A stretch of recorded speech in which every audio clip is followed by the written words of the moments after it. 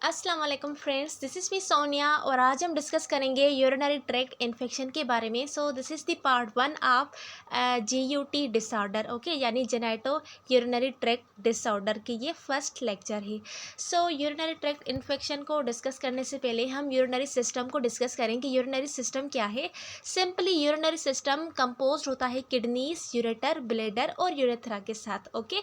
सो ये चारों मिलकर मोस्टली क्या बनाते हैं, यूरिनरी सिस्टम को बनाते हैं। यहाँ पर आप डायग्राम में भी देख सकते हैं यूरिनरी सिस्टम को कि ऊपर राइट और लेफ्ट किडनीज प्रेजेंट है, उसके अलावा उनके बीच में रेड और ब्लू कलर की आप आर्टरी और वीन देख सकते हैं। अब जो रेड कलर की है वो आर्टरी है जो कि हार्ट से ब्लड को लेके आती है और वो ब्लड इम्प्योरीफाई या फिर उसमें बहुत ज़्यादा अमाउंट में वेस्ट प्रेजेंट होता है आर्टरीज में, जो कि किडनी की तरफ लेके जाती है ताकि किडनी उसको क्या करे, फिल्टर करे। और जो ब्लू कलर की आप वीन देख रहे हैं ये क्या करती हैं, ये किडनी से ब्लड को लेकर जाती हैं टू द हार्ट और इस वीन्स में मोस्टली क्लीन ब्लड प्रेजेंट होता है, यानी इसमें वेस्ट प्रोडक्ट की तादाद या अमाउंट बहुत कम होती है एज़ कम्पेयर टू आर्टरीज। उसके अलावा नीचे आप देख रहे हैं यूरेटर। सो किडनी से यूरेटर में यूरिन फ्लो होकर नीचे जाता है। सो यूरेटर कैरी करते हैं यूरिन को और उसके अलावा वो यूरेटर कहाँ पर जाकर स्टोर करते हैं यूरिन को, ब्लेडर में यूरिन कलेक्ट होता है। अब ब्लेडर में नर्व्स प्रेजेंट होती हैं कि अब जब भी ब्लेडर फुल हो जाए तो तब वो नर्व्स ब्रेन को स्टिमुलेट करती हैं और ब्रेन रेस्पॉन्ड में क्या करता है, उन नर्व से ही उन ब्लेडर को ओपन करवाता है ताकि वॉइडिंग का प्रोसेस हो। सो इसमें मसल्स भी रहते हैं, लगे होते हैं, जो कि क्या काज करते हैं, इसको कीप ब्लेडर क्लोज, इसको क्लोज रखते हैं। जब वाइडिंग का प्रोसेस यानी जब नर्व की स्टिमुलेशन होगी तभी मसल रिलैक्स होंगे और वाइडिंग का प्रोसेस होगा। और इसके ब्लेडर के नीचे क्या होता है, यूरेथ्रा प्रेजेंट होता है। सो ये सिंपल एनाटॉमी है किसकी, यूरिनरी सिस्टम की। नाउ हम देखें कि यूरिनरी सिस्टम के कौन से मेन फंक्शंस होते हैं हमारी बॉडी में और ये क्या क्या काम करवाता है। सो मोस्टली जो मेन वाइटल पार्ट है या मेन वाइटल फंक्शन है हमारे यूरिनरी सिस्टम या फिर किडनीज का, वो क्या है कि ये मेंटेन करती है homeostasis of water and electrolytes in the body. अब बॉडी में जो भी वाटर और इलेक्ट्रोलाइट्स की होम्योस्टेसिस होती है उनको कौन मेंटेन करता है, हमारा यूरिनरी सिस्टम मेंटेन करता है उनको। और उसके अलावा ये क्या प्रोड्यूस करता है, यूरिन को प्रोड्यूस करता है। यूरिनरी सिस्टम यानी यूरिन वाला सिस्टम। सो ये सिंपल यूरिन को प्रोड्यूस करता है।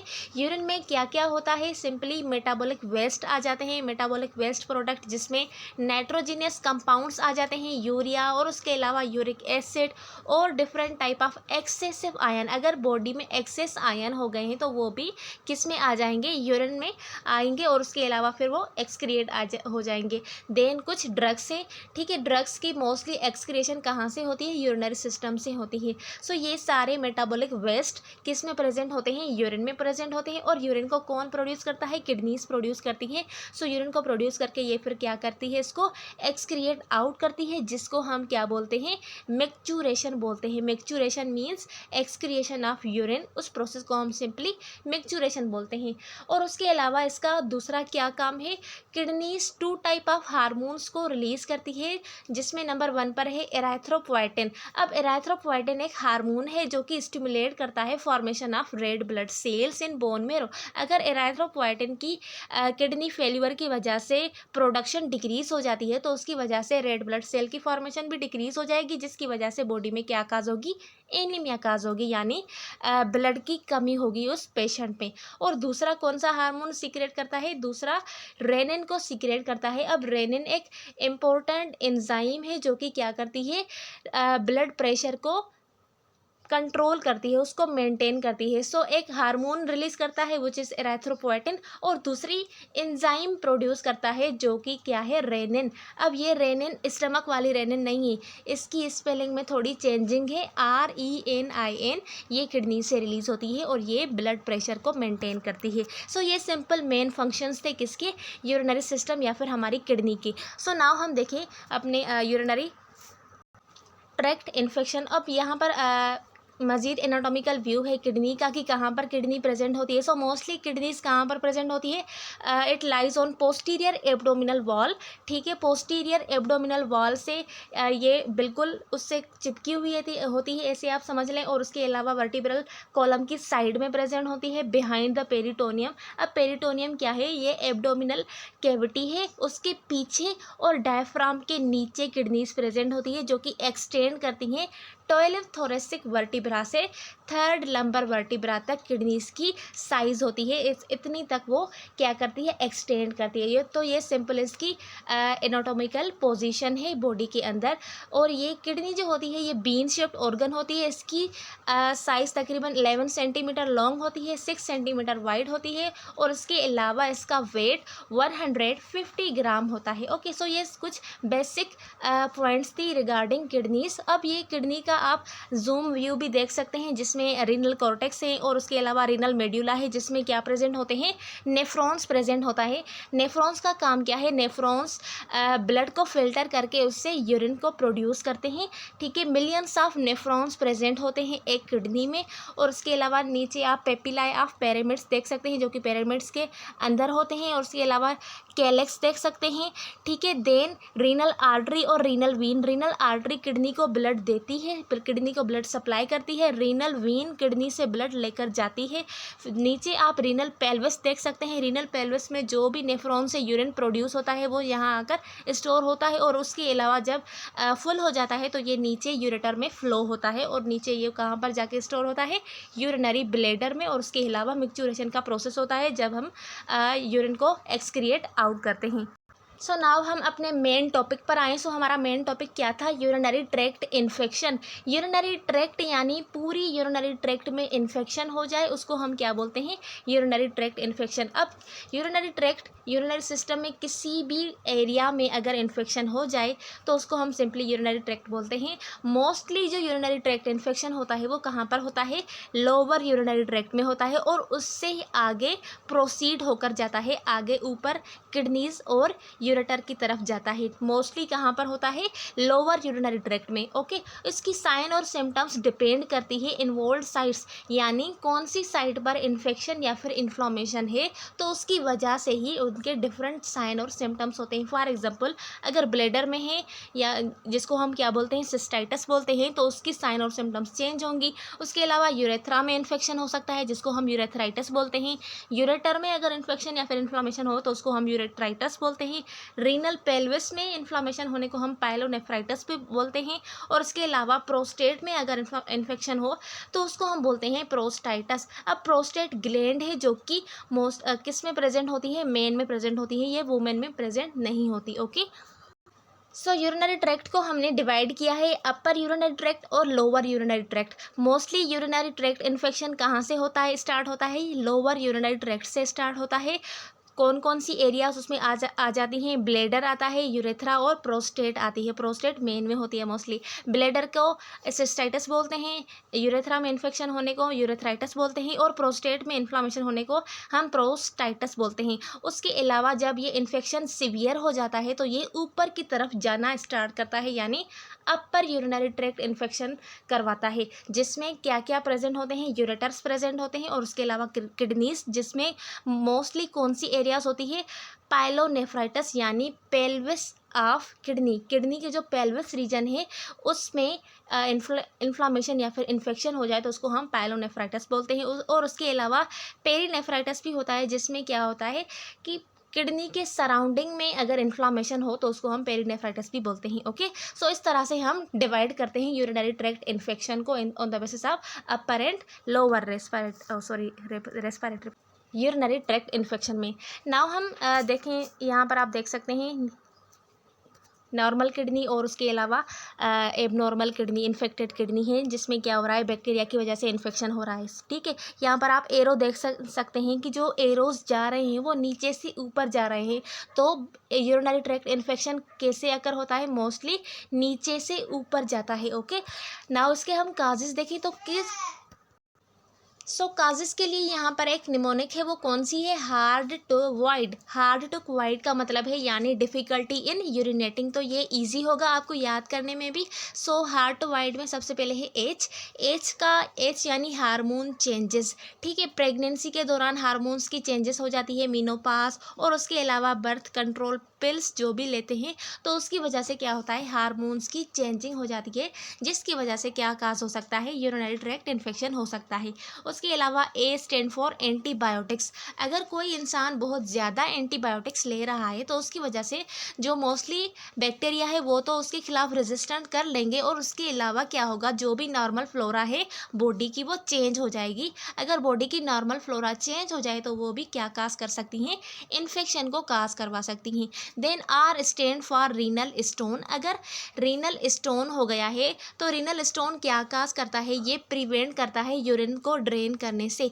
अगर यूरिन ड्रेन नहीं हो रहा, यूरिन की एक्सक्रिएशन नहीं हो रही, तो यूरिन क्या होगा, यूरिन एक्यूमुलेट होना स्टार्ट हो जाएगा, यूरिन की स्टेटिस होना स्टार्ट हो जाएगी, यानी यूरिन वहाँ पर स्टोर होना शुरू हो जाएगा। जब कभी भी अगर यूरिन स्टोर हो जाए तो वो क्या होता है, वो एक गुड या फिर ब्यूटीफुल इन्वायरमेंट होता है for the growth of bacteria. तो अगर ये ब्यूटीफुल इन्वायरमेंट हो गया बैक्टीरिया की ग्रोथ के लिए, तो यहाँ पर क्या होगा, बैक्टीरिया बहुत ज़्यादा अमाउंट में ग्रो करेंगे, और वो बैक्टीरिया क्या काज करवाएंगे, इन्फेक्शन काज करवाएंगे। Then D stand for diabetes. अब डायबिटीज़ में क्या होता है, एक तो कंप्रोमाइज्ड सर्कुलेशन होती है, उसके अलावा डिक्रीज्ड इम्यून सिस्टम होता है, और इसके अलावा डायबिटीज़ में ग्लूकोज की अमाउंट यूरिन में बहुत ज़्यादा एक्सक्रिएट आउट होती है। सो फॉर एग्जांपल अगर हम हमारे जो यूरिन है उसमें ग्लूकोज की कंसंट्रेशन ज़्यादा है, तो उसमें सोल्यूट की कंसंट्रेशन ज़्यादा होगी, तो वो क्या करेगा, हमेशा यूरिन को रिटेन करके रखेगा, यूरिन को अट्रैक्ट करके एक जगह पर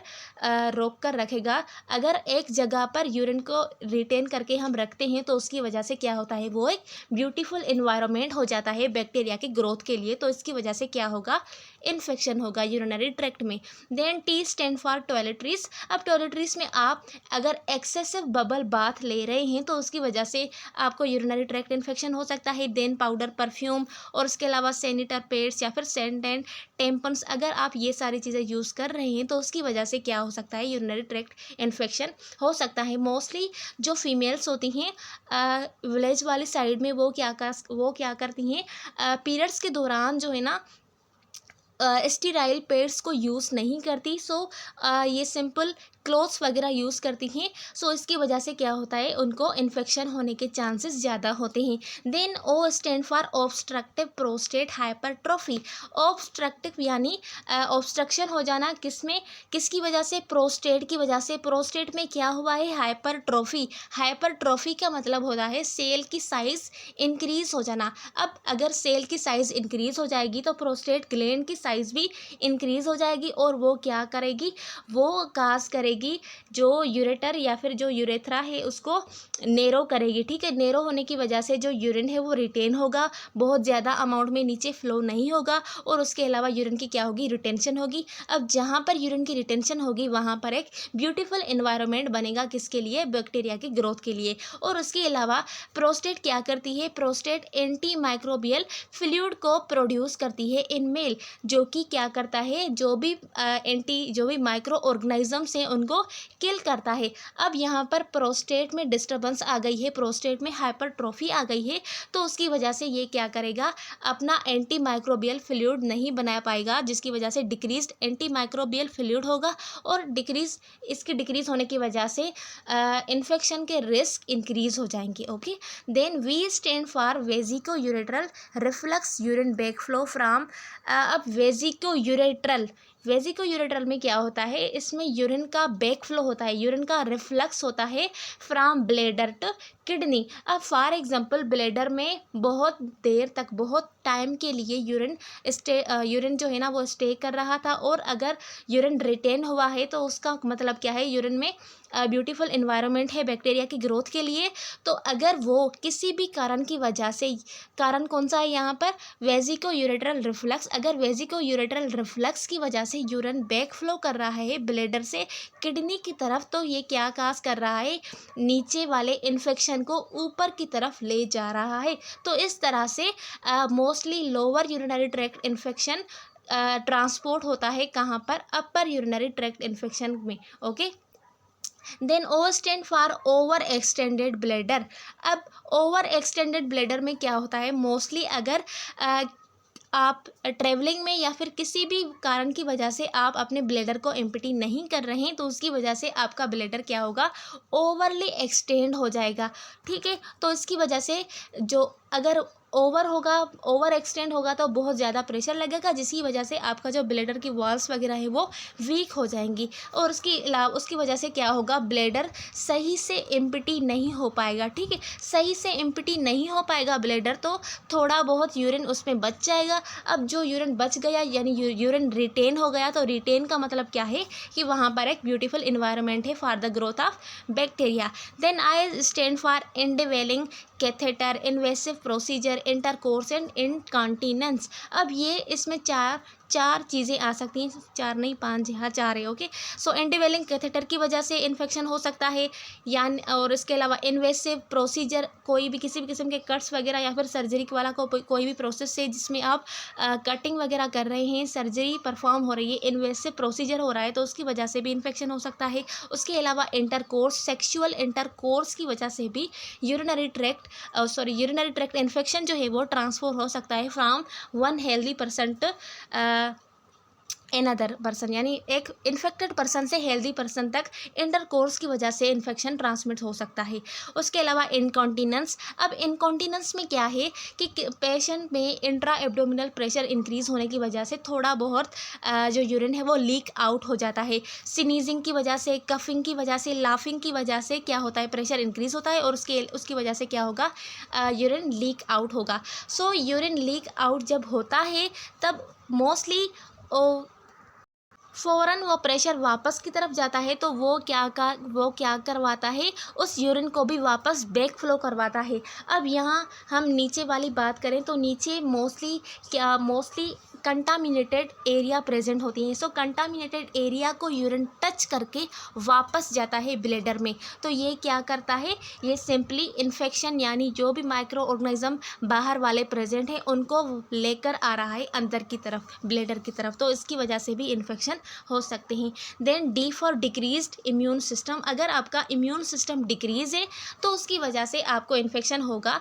क्योंकि डिक्रीज इम्यून सिस्टम की वजह से आप वायरल, बैक्टीरियल या फिर फंजाई इन्फेक्शन से नहीं लड़ पाओगे, तो वो इजीली आपको कोई भी इन्फेक्शन काज करवा सकते हैं। सो मोस्टली कौन से ऑर्गेनिज्म की वजह से यूरिनरी ट्रैक्ट इन्फेक्शन होता है, ई कोलाई। ठीक है, ई कोलाई क्या है, ई कोलाई एक बैक्टीरिया है जिसकी वजह से मोस्टली यूरिनरी ट्रैक्ट इन्फेक्शन होता है।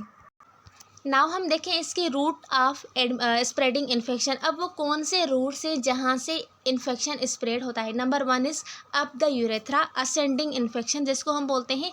अप द यूरेथ्रा मैंने बहुत बार पहले अभी तक आपको बताती आ रही हूँ। अप द यूरेथ्रा का मतलब है नीचे से ऊपर जा रहा है इन्फेक्शन, असेंडिंग इन्फेक्शन बोलते हैं इसको। Okay, then 2 is blood stream. अब किसी भी कारण की वजह से ब्लड में कोई भी इन्फेक्शन है और ब्लड कहाँ जाता है, ब्लड किडनीज में जाता है फिल्टर होने के लिए, तो ये क्या करवाएगा, ब्लड से इन्फेक्शन ट्रांसपोर्ट होगा कहाँ पर, यूरिनरी सिस्टम में।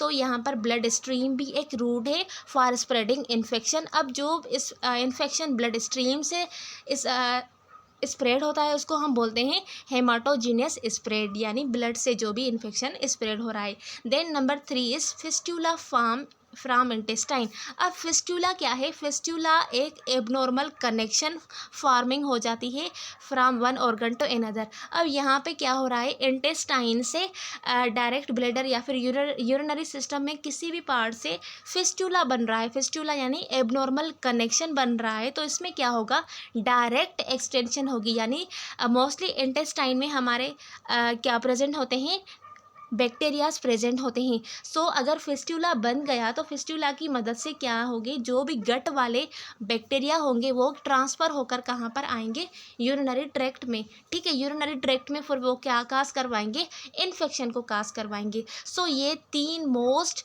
इम्पोर्टेंट रूट्स है for spreading infection in urinary system, for urinary tract infection. Okay, now हम देखें कि वो कौन से फैक्टर हैं जो कि कंट्रीब्यूट करते हैं यूरिनरी ट्रैक्ट इन्फेक्शन को इन ओल्डर एडल्ट्स में। सो नंबर 1 पर है high incidence of chronic illness. अगर किसी भी पर्सन में, किसी भी ओल्डर एडल्ट में बहुत ज़्यादा क्रोनिक इलनेस हुई है तो उसको भी चांस है, उसको वो भी रिस्क पर है यूरिनरी ट्रैक्ट इन्फेक्शन के लिए।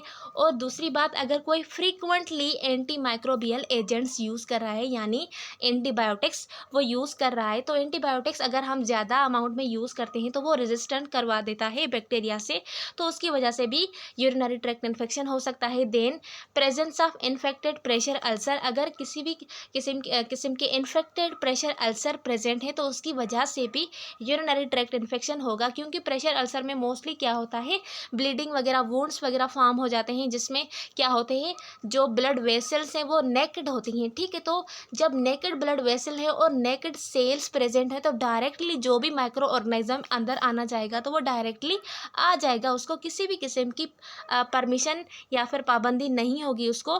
ठीक है, इजीली वो अंदर चला आएगा, तो वो वहाँ से क्या होगा, डायरेक्ट ब्लड से फ्लो होकर किडनीज तक आ जाएगा और वहाँ पर वो इन्फेक्शन काज करवा सकता है।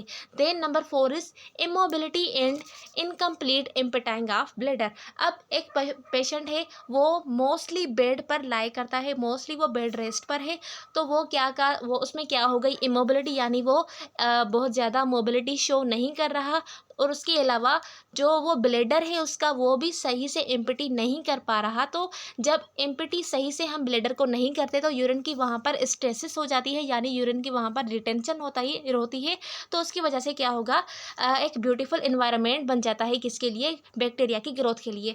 Then use of bed pan rather than a commode और टॉयलेट, इसकी वजह से भी यूरिनरी ट्रैक्ट इन्फेक्शन हो सकते हैं। सो ये कुछ फैक्टर्स थे in older adults. So now हम देखेंगे मैकेनिज्म ऑफ यूरेथ्रोवेसिकल एंड यूरेट्रोवेसिकल रिफ्लेक्स के बारे में। वीडियो की शुरू से ही मैं आपको बताती आ रही हूँ कि इन्फेक्शन जो है वो नीचे से ऊपर जाता है, नीचे से ऊपर जाता है, किस तरह से वो नीचे से ऊपर जाता है, अब हम उसका मैकेनिज्म देखेंगे। सो मैकेनिज्म ऑफ यूरेट्रो और यूरेथ्रो, यानी यूरेट्रो का मतलब है यूरेटर से यूरिन का रिफ्लक्स होना, कहाँ पर, किडनीज में, और यूरेथ्रो का मतलब है यूरेथ्रा से यूरिन का रिफ्लक्स होना, कहाँ में, ब्लैडर में, जैसे हमने इनकॉन्टिनेंस में पढ़ा। ओके, सो स्टार्ट करते हैं। मैकेनिज्म ऑफ यूरेथ्रोवेसिकल एंड यूरेट्रोवेसिकल रिफ्लक्स में काज यूरिनरी ट्रैक्ट इन्फेक्शन, ये हमें पता है।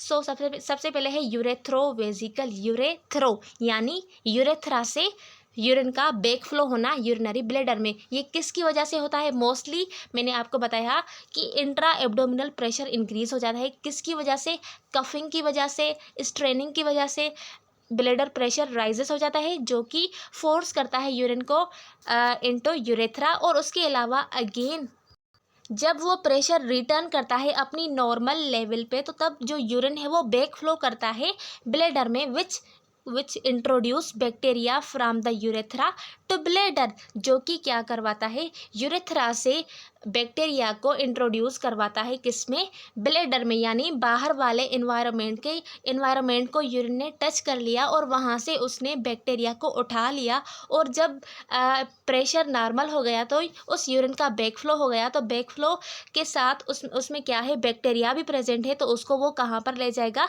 ब्लैडर में ले जाएगा। तो यहाँ पर आप डायग्राम देखें। सो डायग्राम ए पे आप देख सकते हैं। सो ए में क्या हो रहा है, पहले प्रेशर इंक्रीज हो रहा है स्नीजिंग या फिर कफिंग की वजह से, तो उसकी वजह से आप देख रहे हैं कि जो यूरिन का फ्लो है वो आउटवर्ड की तरफ हो रहा है, यूरेथ्रल की साइड पर हो रहा है। उसके अलावा आप बी पर देखें तो बी पर क्या हो रहा है, जो प्रेशर है वो नॉर्मल पोजीशन में आ गया है, नॉर्मल लेवल में आ गया है, तो यहाँ पर जो यूरिन बाहर गया था वो सिमल्टेनियसली फ़ौरन वापस आ जाएगा, कहाँ पर, ब्लैडर में, दूसरे इन्फेक्शियस एजेंट को साथ लेकर। ओके, तो ये था हमारा सिंपल यूरेथ्रोवेसिकल रिफ्लक्स। नाउ हम देखेंगे यूरेट्रोवेसिकल रिफ्लक्स। यूरेट्रो यानी यूरेटर से किडनीज की तरफ। So with failure of ureterovesical wall, अब इसमें क्या होता है कि जो यूरेट्रोवेजिकल वॉल्स होते हैं सिंपली ये वन वे होते हैं। वन वे का मतलब होता है यूरिन सिर्फ ऊपर से नीचे आता है, नीचे से ऊपर नहीं जाता।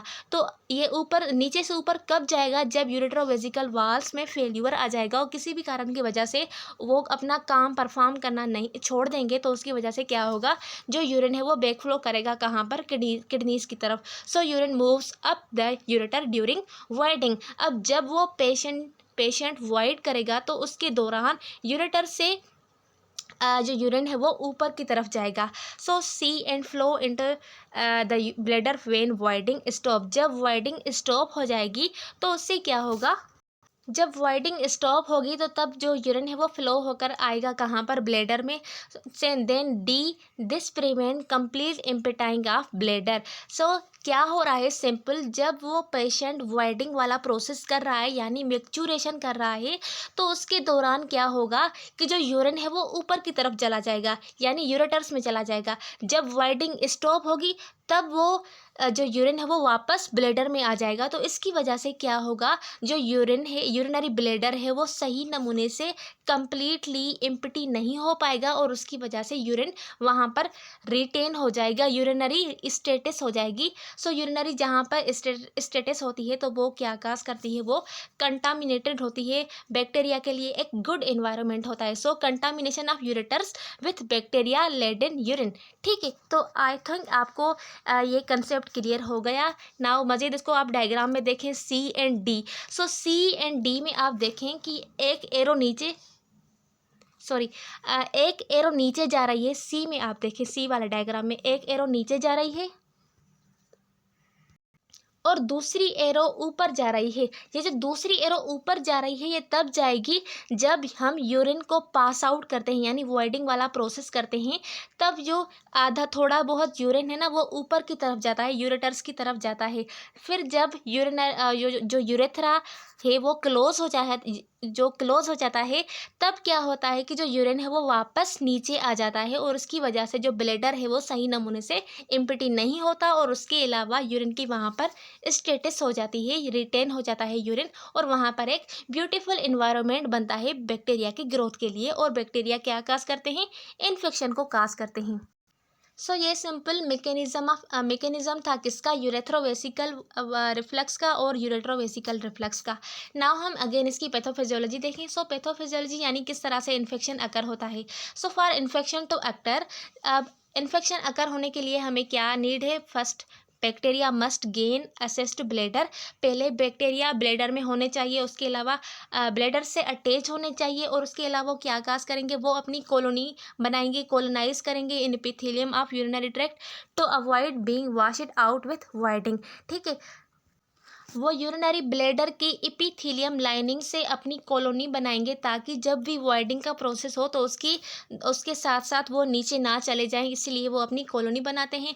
कॉलोनी बनाने के बाद वो क्या करते हैं, एवेड होस्ट डिफेंस सिस्टम यानी जो होस्ट डिफेंस मैकेनिज्म है उसको एवेड करते हैं और इनिशिएट करते हैं इन्फ्लामेशन को। सो सिंपली क्या काज होता है, यहाँ पर यूरिनरी ट्रैक्ट इन्फेक्शन होता है। So most urinary tract infection result from faecal organism that ascend from the perineum to the urethra and bladder and adhere to the mucosal surface। अब जैसे मैंने पहले आपको बताया, जब यूरेथ्रोवेसिकल रिफ्लक्स होता है तो मोस्टली जो फीसिस वाली एरिया भी सेम ही होती है ना।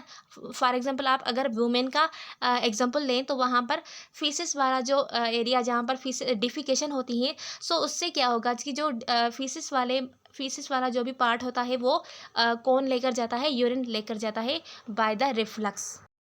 नाउ हम देखें इसकी साइन और सिम्टम्स की, यूरिनरी ट्रैक्ट इन्फेक्शन की साइन और सिम्टम्स क्या हो सकती हैं। सो नंबर 1 पर है burning on urination.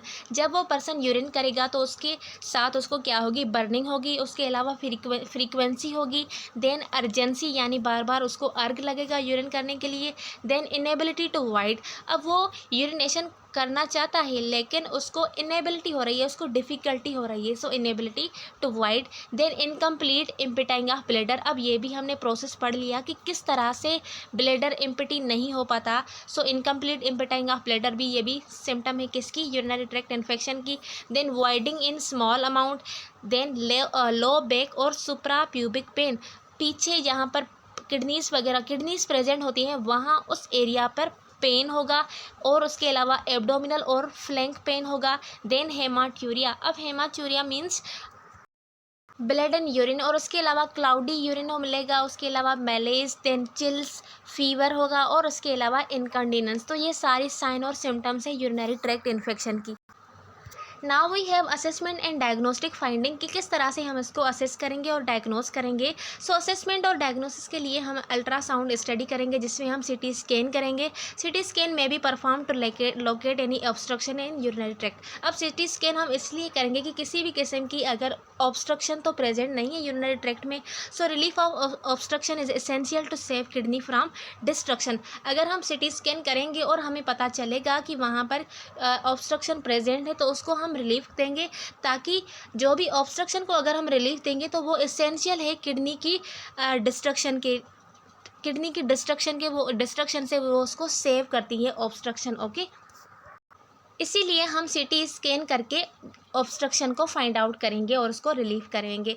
Then an IVP is rarely indicated during acute pyelonephritis because finding are normal in up to 75% of patient. अब जो आईवीपी है मोस्टली ये इंडिकेटेड होती है इन एक्यूट पायलोनेफ्राइटिस में, बिकॉज जो मोस्टली फाइंडिंग्स होती है वो नॉर्मल होती है अप टू 75% पेशेंट में। Then radionuclide imaging with gallium citrate and indium. So ये भी एक किस्म की इमेजिंग है जो कि यूज़ की जाती है for the labeling of white blood cell, जो कि हेल्पफुल या फिर यूज़फुल होती है to identify sites of infection. इससे हम क्या फाइंड आउट करते हैं कि कौन सी साइट पर इन्फेक्शन हुआ है, क्योंकि अगर किसी साइट पर इन्फेक्शन होगा तो उस साइट पर WBC यानी वाइट ब्लड सेल की तादाद ज़्यादा होगी। सो हम इस प्रोसेस से सिंपली ये फाइंड आउट कर सकते हैं कि कौन सी एरिया पर इन्फेक्शन प्रेजेंट है। ठीक है, then we have lab analysis and urine culture. Lab analysis और यूरिन कल्चर करेंगे, ये एक क्रूशियल स्टेप है in diagnostic urinary tract infection. It involves in growing urinary tract bacteria in a lab and conducting a urinary culture. अब इसमें क्या होता है, हम यूरिन कल्चर करेंगे और उसमें देखेंगे कि कौन सा बैक्टीरिया ग्रो कर रहा है, और उस बैक्टीरिया के लिए हम उसकी ट्रीटमेंट स्टार्ट करेंगे। So this test help identify the specific bacteria. इसमें हमें क्या पता चलता है कि कौन सा वो स्पेसिफिक बैक्टीरिया है जो कि काज करता है उस इन्फेक्शन को। सो हम उसको आइडेंटिफाई कर लेंगे और उस बैक्टीरिया के खिलाफ हम एंटीबायोटिक्स देंगे, जो कि क्या करेंगी, उस इन्फेक्शन को डिक्रीज करेंगी, रिड्यूस करेंगी। Then imaging of the urinary tract, ठीक है, इमेज करेंगे, ठीक है, जिसमें फिर से सिटी स्कैन, MRIs, ये सारी इमेजिंग वगैरह आ गई है, जिसमें हम सिंपली यूरिनरी ट्रैक्ट के स्ट्रक्चर्स को देखते हैं। देन साइटोस्कोपी हम मोस्टली उसको करते हैं जिसमें रीअकरेंस के चांसेस होते हैं यूरिनरी ट्रैक्ट इन्फेक्शन में, जिसको रीअकरेंट होते हैं। सो साइटोस्कोपी एक ट्यूब है, लॉन्ग ट्यूब है, थिन ट्यूब है, जिसमें एक लेंस लगा होता है जो कि हम इंसर्ट करते हैं from urethra to the bladder, ठीक है, ताकि हम देख सकें। साइटोस्कोपी, साइटो यानी ब्लैडरोस्कोपी यानी इमेजिंग देखना उसको। सो एक ट्यूब है साइटोस्कोपी जिसमें कैमरा लगी होती है, तो उससे हम क्या करते हैं, उसको हम इंसर्ट करते हैं यूरेथ्रा से और उसको हम ब्लैडर तक लेकर जाते हैं और मज़ीद उसको देखते हैं कि कितनी एरिया में इन्फेक्शन वगैरह या फिर प्रेशर अल्सर वगैरह, ये सारे जो भी वुंड्स वगैरह हैं ये प्रेजेंट है, तो इसके लिए हम साइटोस्कोपी करते हैं। साइटोस्कोपी मोस्टली हम रीअकरेंट UTI यूरिनरी ट्रैक्ट इन्फेक्शन वाले पेशेंट्स में ही करते हैं। तो इसी तरह से हम डायग्नोसिस कर सकते हैं। Now we have management. So management हम किस तरह से करेंगे। So management of urinary tract infection typically involves pharmacological therapy. इसमें हम सिंपली फार्माकोलॉजिकल थेरेपी देते हैं, जिसमें एंटीबायोटिक्स आ जाती हैं। So the nurse is a key figure in teaching the patient about medication. अब नर्स ही उस पेशेंट को बताएगी मेडिकेशन के बारे में, उसके साइड इफ़ेक्ट्स, जो भी उसके साइड इफ़ेक्ट्स वगैरह है उसके बारे में उस पेशेंट को बताएंगी, और उसके अलावा उस इन्फेक्शन की प्रिवेंशन के लिए भी बताएंगी कि आप कौन कौन सी चीज़ें करेंगे तो उसकी वजह से आपको इन्फेक्शन नहीं होगा। तो ये सारी एजुकेशन एक नर्स ही प्रोवाइड करती है पेशेंट को। देन एंटीबायोटिक्स हम देंगे, क्योंकि मोस्टली जो इन्फेक्शन होता है वो किसकी वजह से होता है, बैक्टीरिया की वजह से होता है। तो बैक्टीरिया को किल करने के लिए हम स्पेसिफिक एंटीबायोटिक्स देते हैं। अब एंटीबायोटिक्स डिपेंड करती है कि कौन से टाइप का बैक्टीरिया है, ठीक है, आइदर वो ग्राम पॉजिटिव है या फिर ग्राम नेगेटिव है, तो उसके हिसाब से ही हम एंटीबायोटिक्स देते हैं यूरिन की कल्चर सेंसिटिविटी करके। देन अदर अप्रोचेस जिसमें वेरियस मैनेजमेंट आ जाती है, स्ट्रेटजीज आ जाती है, इंक्लूडिंग डायग्नोस्टिक एल्गोरिथम, ठीक है। हम मोस्टली क्या करते हैं, जो भी अंडरलाइनिंग काज है उस काज को देख के ही हम ट्रीटमेंट स्टार्ट करते हैं, क्योंकि जब वो काज ही नहीं बचेगा तो फर्दर डिजीज़ प्रोग्रेस नहीं करेगी। उसके अलावा हम रीनल फंक्शन को मस्ट मॉनिटर करेंगे and dosages of medication altered, ठीक है। रीनल फंक्शन को भी मॉनिटर करेंगे और जो भी डोजेज मेडिकेशन के अल्टर वगैरह हुई है उसको भी हम मॉनिटर करते रहेंगे। Then we have dietary management for urinary tract infection. वो डाइटरी कौन सी मैनेजमेंट होगी?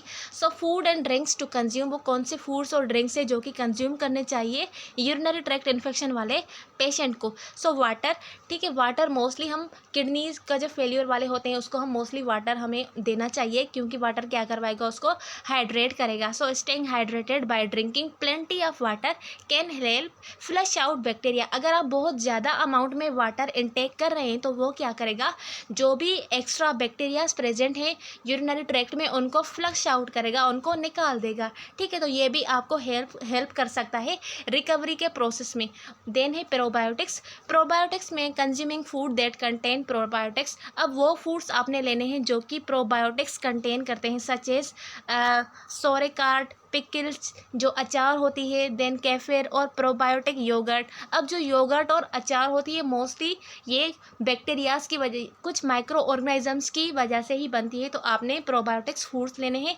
ये क्या करवाएंगे, ये इंट्रोड्यूस करवाती हैं गुड बैक्टीरिया को, जो कि इम्यून सिस्टम को मज़ीद सपोर्ट करती है और डाइजेस्टिव सिस्टम को भी सपोर्ट करती है, और उसके अलावा potentially helping the body fight of infection like urinary tract infection. अब ये जो प्रोबायोटिक्स हैं ये हेल्प करते हैं कि जो भी पोटेंशियली इन्फेक्शियस एजेंट है जो कि काज करवाते हैं यूरिनरी ट्रैक्ट इन्फेक्शन को, उससे फाइट करने के लिए प्रोबायोटिक्स हेल्प करते हैं। देन हमें विटामिन सी रिच फूड्स देने हैं, ठीक है। उसमें क्या होता है, non acidic foods contain plenty of immune boosting vitamin सी।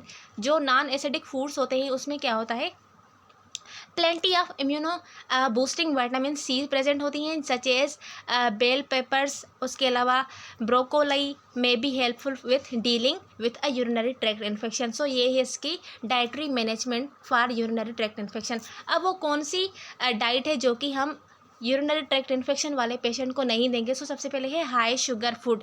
अब हाई शुगर फूड हो या ड्रिंक हो, वो हम उस पेशेंट को अवॉइड करने के लिए बोलेंगे, क्योंकि हाई शुगर क्या है, हाई शुगर में ग्लूकोज प्रेजेंट होता है, और ग्लूकोज क्या आकाश करवाएगा, ये मोस्टली यूरिन को रिटेन करके रखेगा। जब यूरिन रिटेन रहेगा तो उसमें एक ब्यूटीफुल इन्वायरमेंट बनेगा, किसके लिए, बैक्टीरिया की ग्रोथ के लिए। So it is necessary to avoid high sugar foods and drink as they can irritate the bladder, जो कि क्या करवाएंगे, ब्लैडर को इरिटेट करेंगे।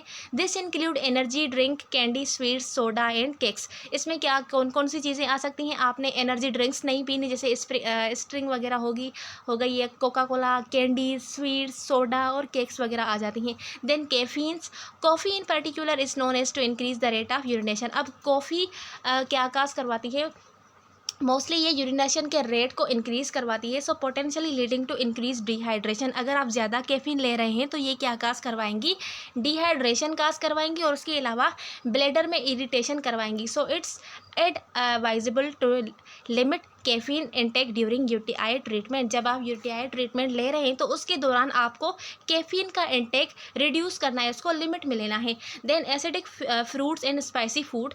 अब जो एसिडिक फ्रूट और स्पाइसी फूड है वो हाईली एसिडिक फूड्स होते हैं, सच एज लीमन्स, ऑरेंजेस।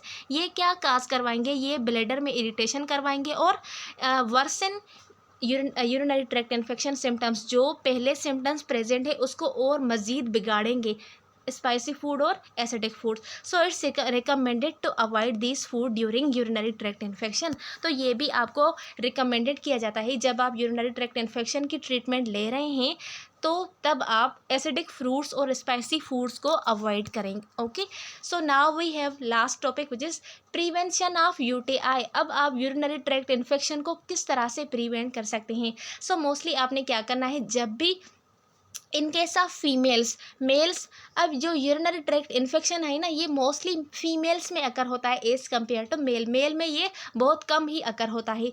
सो फीमेल क्या करें, wipe from front to back toward the anus. जब भी वो यूरिनेशन करें या फिर डिफिकेशन करें तो अच्छी तरह से आगे और पीछे से वाइप करें। Then taking shower versus bath, और उसके अलावा अवॉइड करें बबल बाथ को, जो कि एक अनदर काज है इरिटेशन का। और उसके अलावा वियर कॉटन अंडरपेंट्स, आपने कॉटन वाले अंडरपेंट्स यूज़ करने हैं, ठीक है। और उसके अलावा avoid wearing pantyhose with slacks, ठीक है। ये सारी जो चीज़ें हैं आपने ये अवॉइड करने हैं, ऐसी चीज़ें आपने नहीं पहननी। Then washing the perineal area before intercourse and voiding immediately after. जब भी आप इंटरकोर्स वाला प्रोसेस कर रहे हैं, इंटरसेक्सुअल इंटरकोर्स कर रहे हैं, तो उसके पहले आप उस एरिया को अच्छे से वॉश करें और इंटरकोर्स करने के बाद इमीडिएटली वॉइडिंग करें, ठीक है। ये हेल्पफुल होता है to prevent from urinary tract infection. Then drink adequate amount of fluid, especially those that acidify the urine, जिसमें क्रैनबेरी जूस आ गया, ठीक है। मोस्टली आपने फ्लूइड्स को इंटेक करना है। उसके अलावा void every 2 hours during pregnancy and increase fluid intake. अगर बात चल रही है प्रेग्नेंट वुमेन की, तो उसको हर 2 घंटे के बाद वॉइड करना चाहिए और उसके अलावा फ्लूइड इंटेक को इंक्रीज करना चाहिए। Then emptying bladder soon after intercourse, again ये वही बात आ गई, सेक्सुअल इंटरकोर्स के बाद इमीडिएटली आपने अपने ब्लैडर को एम्प्टी करना है, वॉइडिंग करना है, ओके। सो ये कुछ प्रिवेंशन थी किसके लिए, यूरिनरी ट्रैक्ट इन्फेक्शन के लिए। So this was the whole concept of urinary tract infection. So if you like the video, please subscribe my YouTube channel and don't forget to like and share, okay.